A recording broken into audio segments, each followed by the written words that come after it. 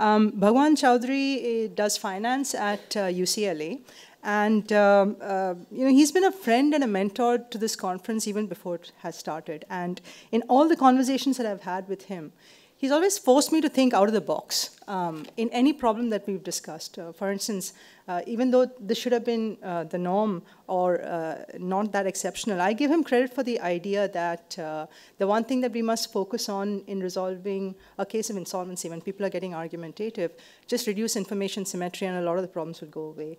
When the world is talking about financial inclusion, I think he came up with a very simple idea, which was financial access at birth, where at the point of birth, his suggestion was the baby that's born must get an account that's opened up with $100 deposited. And we can argue about how that $100 comes and where that $100 comes. But imagine if this was the norm in equilibrium.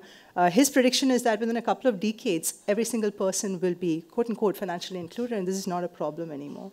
So this out-of-the-box thinking is something that has applied, as I said, to everything that he does. And he's presented very rarely at this conference. I think the last couple of years, he's actually presented a paper.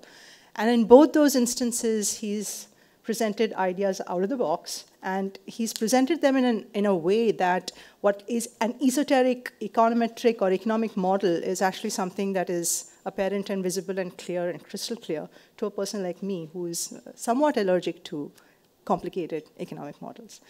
So I have great pleasure to welcome and invite Bhagwan Chowdhry to come and talk to us about what looks like another radical idea, but perhaps not that radical after the fintech session yesterday. So I hope this is not pricking your bubble too badly, but the title of the talk is Bitcoin Freedom and the Future of Finance.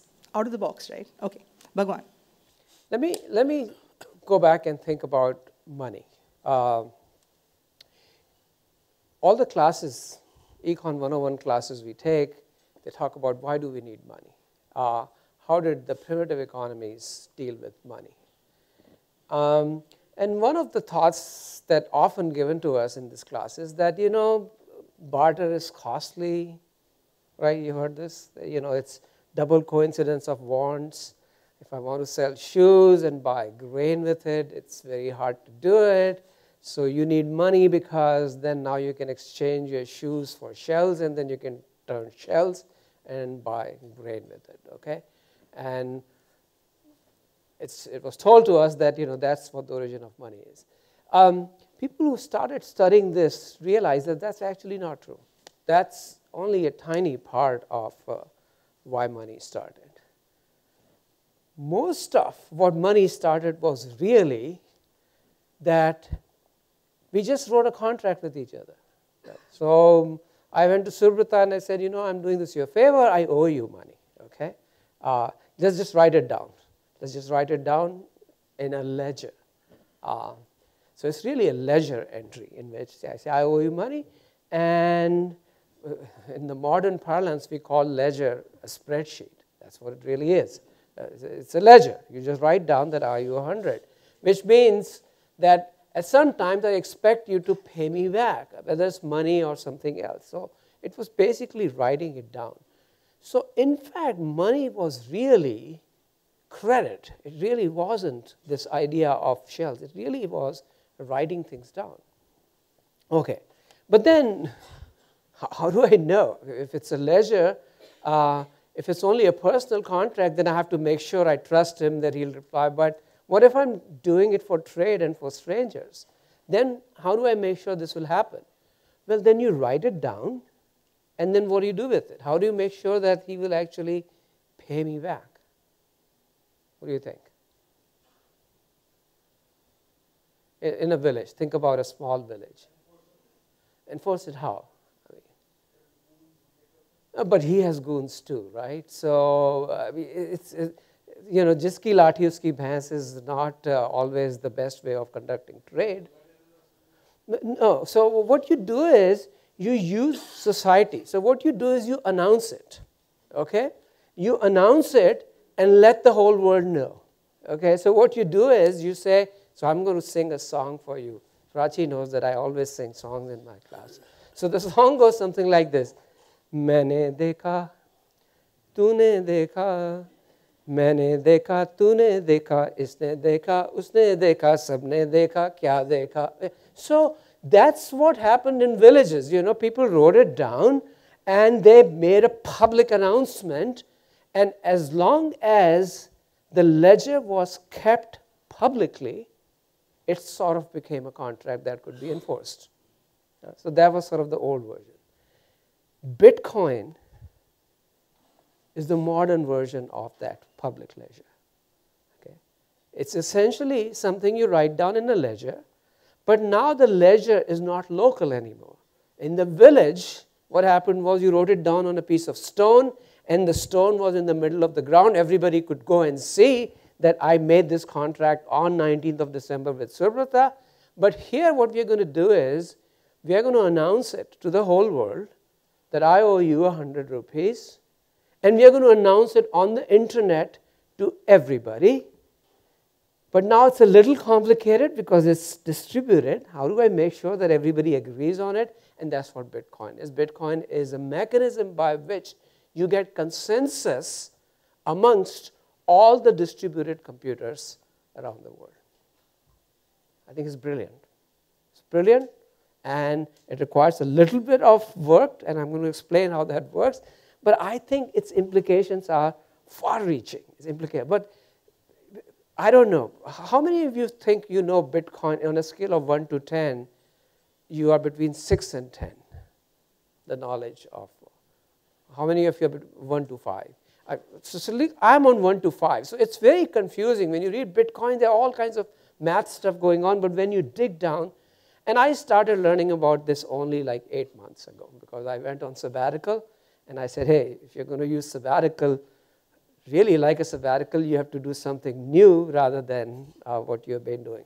So I started learning, and it was very confusing in the beginning, but slowly I think this is what my understanding is. So now, Bitcoin is a ledger. A ledger is big because how many transactions are going to be there, right?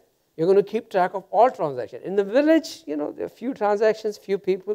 Now, if you're going to keep track of pretty much a huge amount of transactions, how are you going to keep track of it? And here's where the second idea comes in. And this goes to Satoshi Nakamoto, who is this mysterious person, who I nominated, by the way, for the Nobel Prize in Economics. I don't know if you guys know this story or not. So what he came up with, this idea of a blockchain. You're probably going to hear this term, that there's Bitcoin and there's blockchain. How does the blockchain work? The way blockchain works is that you see any information that you're coding can be huge. But I can always give it an identity, a number that's associated with that information. That's only 256 characters. Think of zeros and ones. 256, I can give you a nearly unique number. Okay. So I can say, here's a message. Message says, hello, Yesha. I can say, hello, Yesha is associated with this string of 256 numbers, with all the capital numbers and all of that. So you can always convert hello, Yesha to that number. But how many messages are there, right? What if I take Encyclopedia Britannica, which has, I don't know, several million words? It turns out you can also do that. You can take all of Encyclopedia Britannica and associate it with it simply a string of 256 numbers. For me, it was very counterintuitive. How is that possible? It seems like compression of information, but it's not really compression. All it is basically I'm hiding these different pieces of messages, hello Yesha, Britannica, in a world which has 200 to the 256 power. Now, we all know what 200 and 256 is. It is much more than all the atoms in the universe, right? So essentially what I'm doing is I'm taking hello Yesha and I'm hiding it at one particular place associated with all of Encyclopedia Britannica is actually hidden somewhere else. Chances that two messages will end up at the same place are close to zero. So what it means is, it's a one-way function. That is, once I tell you this is what the number is, it's easy, it's trivial for you to check that the Britannica corresponds to that number. But you can't go the other way. The other way going around would require all the computing power in the world that you have. So it's a one-way function, and that's what the brilliance is. This is called a hash. So in Bitcoin, what you do is you take all information, you hash it. Okay, what it does is, you can take all the contracts that are done, you write it down in a block, and then you hash it. So now it's only 256 characters, right? Okay. And it's unique. It can be traced back to that. Now let's say new set of contracts come in. So what you do is you take the old hash, 256, and add all the new transactions to it, and then hash the whole thing again. Now you got another 256. And then you get next set of transactions, get it on top of it, hash it again, you got 256. So what you get is, you get basically this chain of hashes, and that's why it's called the blockchain. Okay. The beauty of this is that blockchain, once something goes in the blockchain, it's indelible. You can't rewrite it. In other words, even if you were to change one character in any of these messages, let's say I go back and say, oh, not hello Yesha, stupid Yesha, I just want to change it. Even if I change it to one character, the whole hash changes, the whole thing falls down. And because the way I'm constructing it, the blockchain, it stays indelible. That means you cannot rewrite history. Now, let's think about it. It's immense. If you cannot rewrite history, and everything can be put on this blockchain as a hash, you can solve a whole bunch of problems. You can solve a whole bunch of problems in which you can't go back and rewrite history. So if Subrata and I agreed on a contract today and we wrote it down, he can't go back and mess with it. It's just the mathematics. He can't go back and mess with it. And it's there permanently. Okay. Now people in the Bitcoin world are getting all sorts of interesting ideas with this. They're putting love messages in there. So people are writing for their girlfriends that, I'm going to love you forever, and they kind of put it with the transaction, put it in the hash, so it's in the blockchain forever. It's a modern way of romance. Yeah.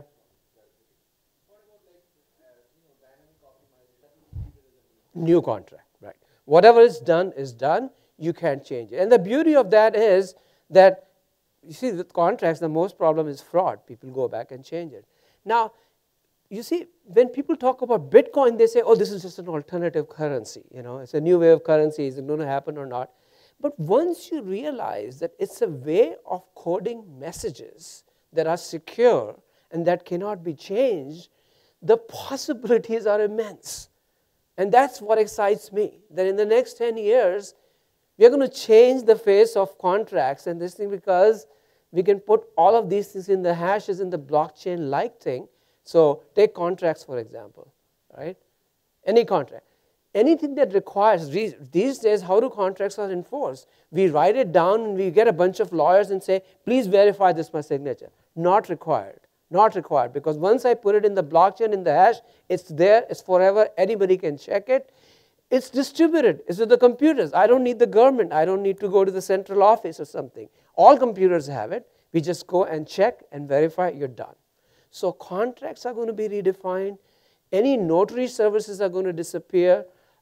Any escrow accounts, you don't need intermediation. So I think there's a whole slew of disintermediation coming that can be achieved by this.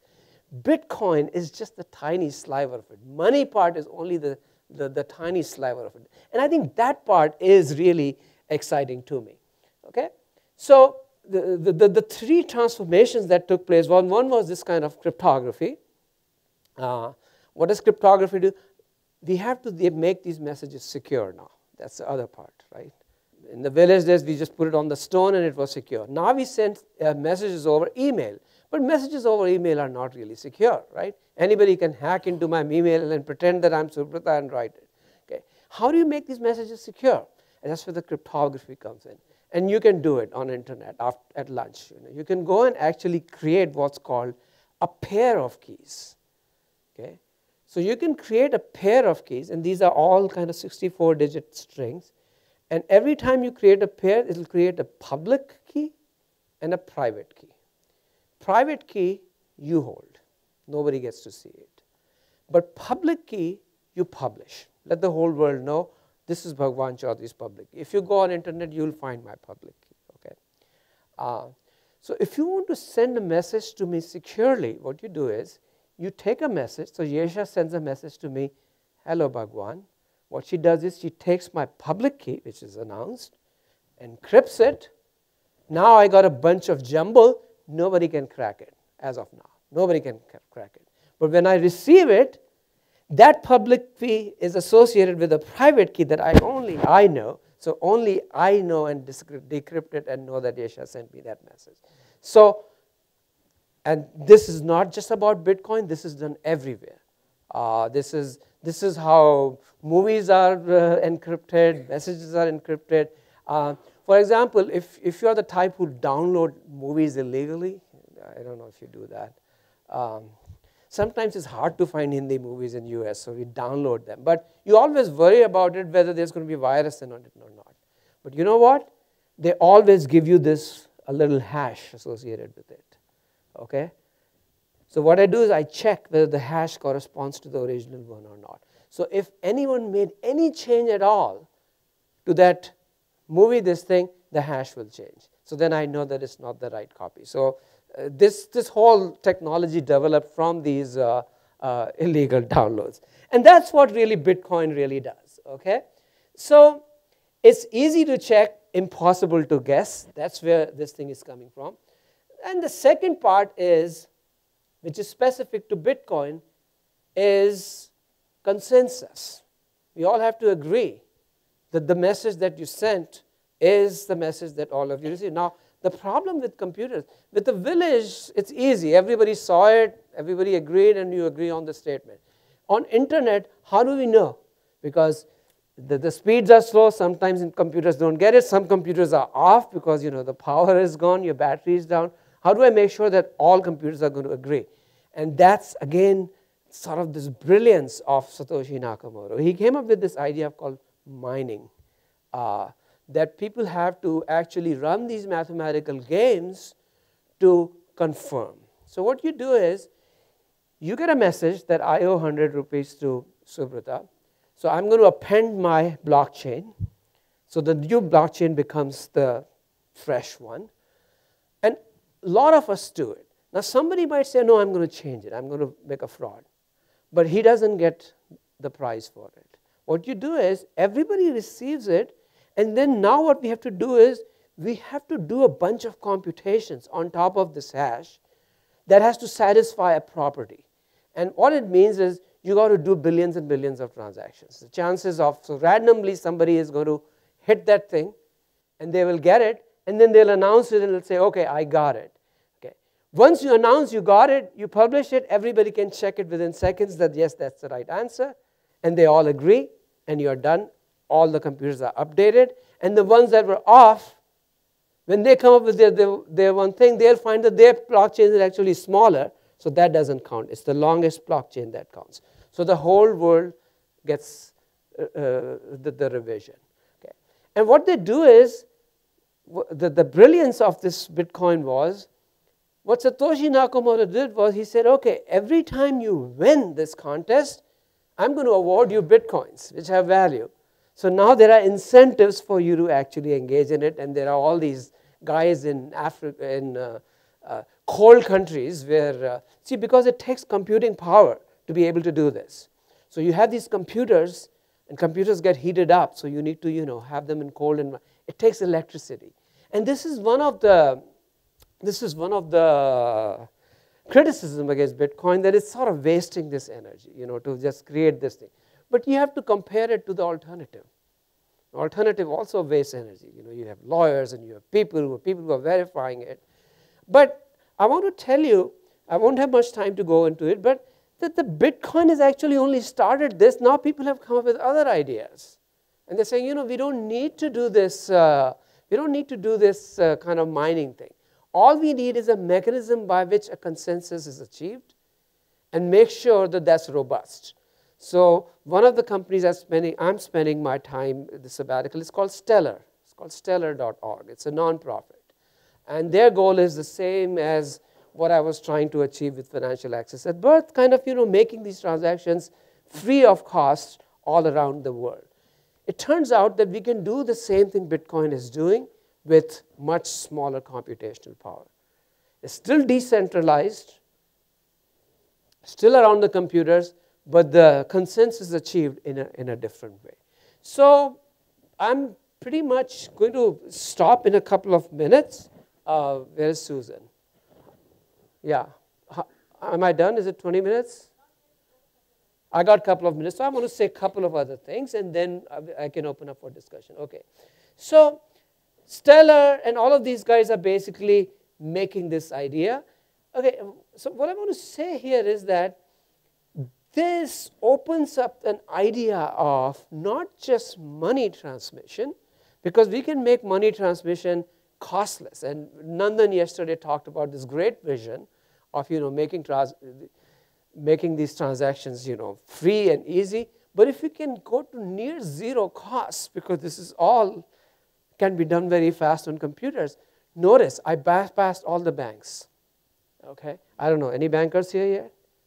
Okay, there's no reason banks should be charging us 2 or 3% for a transaction. It's stupid. I mean, in this century, with the technology we have to pay Visa and MasterCard for every transaction, I mean, think about it. A 3% tax on every transaction is ridiculous. Okay, those costs should go down to 1/10 or 1/100%. That's the goal. We can do that with this.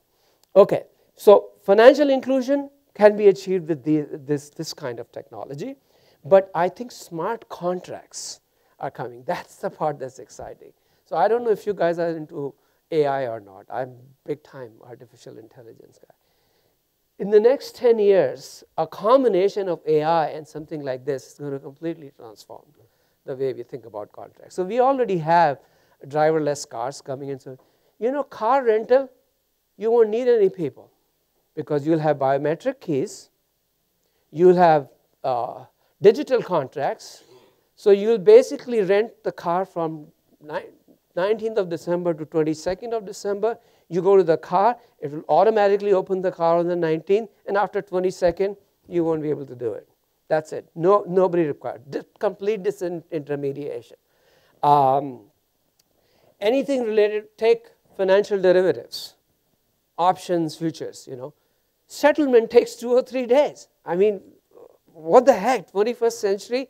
Option contracts is what? It's a very simple contract. We tell our students that if the IBM Prime is more than 60, you get $15. But when you actually go down to the exchanges, it takes time because the money has to travel. Done. This is anything that you can write simple code, easy. So all the financial derivative contracts, they can all be done very easily. If you talk to libertarians, they will say people are out of the picture. They'll say central banks are out of the picture. The political economists are going to say that's not going to happen. Why? Because they're going to make sure it doesn't happen, right? Because they want to control money supply and so on and so forth. But I think the central banks are going to have a hard time controlling money supply the way they used to, because this is making money supply in the hands of people, which requires no intervention whatsoever. My suspicion is that sooner or later, the central banks are going to say, hey, we need to create our own digital currency. Why are we using paper? So they will probably offer an alternative that's just as good, but still centrally controlled. Libertarians will still keep fighting on the side and say, we don't need your control. So I think there'll be this tussle. But, we know, Bindu and I have talked about this, this competition is good. Anytime you bring something in the private world, it actually forces the government to provide stuff that is more. Okay, so I'm basically going to say, look, the key for all contracts is really, forget all the math and forget all the jargon, is secure messaging, consensus, which is what Bitcoin like, and the third thing is enforcement. And this is where I disagree with the libertarians. Libertarians are saying we don't even need that. Everything can be. But ultimately, suppose I'm writing a contract and Prachi and I have this disagreement. I say, I own this house. She says, no, I own this house. Who's going to duke it out? Somebody's got to, police has to come in and say, so I don't think institutions are going to disappear, but I think we are not going to need institutions as much as we need it. Most of the institutions we need are actually not these enforcement institutions. Most of these are guys carrying briefcases and coming to this thing and saying, sign this, look at this, look at this. Those will disappear. But ultimately, I think we need the law enforcement. We need it. I'm going to back off a little bit. Maybe we don't need it as much. If you talk to AI guys, they're going to say, don't worry about it. We don't need the police guys. We can have these robots going around who will enforce the contracts. It's possible. We can't rule that out. Because you see, money is a big incentive. If I control your money, I can punish you. I don't have to come and actually beat you up. Your money is in my control. So if I can just contractually siphon all your money out, you're going to behave. So I think libertarians are right to some extent that a lot of these things can be done, but maybe not all the way. Okay, so I'm going to stop here. I think this topic is so different for me. I'm really excited about it. So yesterday I gave a talk and I made a deal with all the participants. Okay, my email is bhagwan@ucla.edu. Okay, and I'm going to have it because now I have tenure. They're not going to take it away. But I want you guys to write down in your calendar that in 10 years you're going to send me an email. So 2025, December 19th, 10 years, let's have a conversation. How much of it turned out to be true? So send me an email in 2025, in 2035, check if I'm still alive or not. And we'll have fun. We'll have fun to talk about, see how much of it actually transpired. We are taking questions from the floor for 5 minutes. Rajeshwari, you're first. One, excellent, and I loved every bit of it. I just have two comments, one optimistic and one pessimistic. The optimistic part is, and we were just discussing, I think at dinner yesterday and with Susan as well, that in the context of bankruptcy reforms, for example, we are thinking of information utilities, which can be used for land reforms and everything else. And there, the whole idea of blockchain would be a fantastic innovation to introduce. So that I thought would fuse very nicely with what even because bankruptcy is all about changing the ownership. Correct. It's all about contractual. Most of it is contractual. Yeah. And by the way, one of the biggest bottlenecks that we are facing today is the public perception that the one infrastructure that we proposed, which is critical, that's information utilities, will not happen very quickly. But this idea just takes care of that problem and can happen really fast. Yeah. A lot of countries have started doing it. So for example, Honduras has already decided that it's going to take all its land records and the land records are exactly. And the pessimistic one that when you said that 10 years later we should send you an email, and the context that central banks would be forced to use digital currencies, we came to know yesterday, I'm guessing you must have heard as well, that in 2013 RBI conducted raids in all the Bitcoin exchanges, and the Bitcoin exchanges and platforms were shut down and suspended, citing that all Bitcoin users face legal and financial risks. But in 2004, Raghurajan made a statement saying that they are open to it, they're watching it. So 2013 they had shut it down, so nothing has happened till date. So that's something that I think the new governor is more receptive to it. I asked him that question point blank, and he said, we are watching. So maybe it won't be Bitcoin. You see, Bitcoin has, people ask me what's going to happen. Bitcoin has come with a lot of baggage. You know, there were all these scandals, and you know, there were. Yeah. So I'm not sure it'll be Bitcoin, but, and people say, oh, it's not Bitcoin, it's blockchain. I don't even think it's going to be blockchain, because you know the trouble with blockchain, I don't know, it's all beautiful, right? Block after block after block. But anything that's so beautiful is very fragile. You put one hole in it, and the whole thing is going to fall, right? I mean, I worry about it. I don't know exactly what it is. But I think the idea is really an open distributed ledger. And I think that has survived. So think about what has happened with open source computing, right? People said 20 years ago it's not going to happen. It has happened. We got We got rid of Britannica, now we have Wikipedia. And so open source has actually survived. Languages have become open source. So this is the same. This is the open source money. So I think some version of it will survive. So I'm a little bit more optimistic than you are. Prachi? So a little bit following up on that. So who are going to be sort of the losers in this new world? And Me. The lawyers. and the political economy of... Banks are worried. They should be worried. Yeah, so Visa, MasterCard, anybody. So in the payment world, this was my comment yesterday. Payment world, the question that always comes is, how are you going to make money, right? They all say, oh, we're going to make money. Well, you're going to make money for a few days until these transaction costs go to zero. Now how are you going to make money? And my answer to students has always been, money is in marketing. It's not in finance. It's not in marketing. So this is, to me, this is a triumph of marketing. I mean, imagine this. We are putting water in plastic bottles and selling it for 12 rupees. This is ridiculous, right? And we are all doing it. In finance, the costs are going to go to zero, but I think what's going to happen is people who can sell you stuff at a premium, that's where the money will be. So the payment banks will have to tie up with merchants and say, hey, I'm going to bring you more customers. And this is the old model, You go to Agra, the guide says, I'm going to take you to this hotel, and he gets 30%. I think that's where the money is. It's not going to be in finance or transactions. Which is this organization you're working for? So right now we know that Bitcoin mining, putting the hashes on the blockchain, requires a lot of computation power, processing power. That's why you have those server farms, the graphic cards. It requires a lot of energy. Yeah. Now, is this organization working on a technology which doesn't require this? Yeah, the Stellar doesn't require anything. Stellar, go to stellar.org. It's open source. If you have a computer with even modest amount of this thing, you can download the Stellar because you can become a node right now. So if that is the case, then what I can see is if it can run on mobile phones, given the processing power of mobile phones these days, then even the transaction cost will must be lower than what Bitcoin has right now. I mean, going into, I'm just thinking about the future. Yeah, I implement it on mobile phones. I think so. So you see, you don't even need mobile. All you need is enough computers. So you need robustness. Yeah. Okay. So you don't need only 2 computers. If you have 2 computers, you're worried about it. So there was another organization called Ripple, which said, oh, we are going to create our own stuff. Okay. But they said only big banks are going to be part of it. But then you're subject to what big banks are telling you. So the guy who worked for Ripple quit Ripple to form this nonprofit called Stellar. His name is Jared McCaleb. He was one of those young kids who did video peer-to-peer stuff.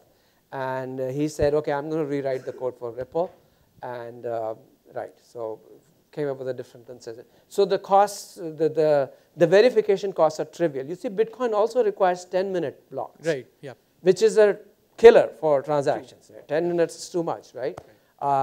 What Stellar and other things are doing is they can actually do this within seconds, which is good for transactions. You can sort of verify these things within seconds. Now, interestingly, if I can say one more thing, because it takes a couple of seconds, it's not going to milliseconds, there's a little bit of latency built into it. And we had this discussion on the first day. I think that's actually good, because if there's a little bit of latency in it, you get rid of all these high-frequency type of people who are trying to do it. So there's no guarantee that if you put your transaction, it will be the first, because there's 1 or 2 seconds and there's delay. Your computer may not be connected to internet at the same time. There's 1 or 2 second delay. So it may actually all turn out to be okay. One of the problems with the high latency is also that it builds up queuing. Now, this is what we see in the exchanges also, the way it has. So we'll see. Try Stellar. They are claiming that they can do the same level of transactions as Visa is processing. Okay. So, any of you who are into these computers, I would say just try it out, just download the stuff and I'll make it work. And if any of you are into financial institutions who want to actually take part on the Stellar, I'll be happy to connect you to their this thing. Thank you all for listening. And you are not as cruel as you could have been, given that you're hungry. Thank Thanks you. a lot, Bhagwan.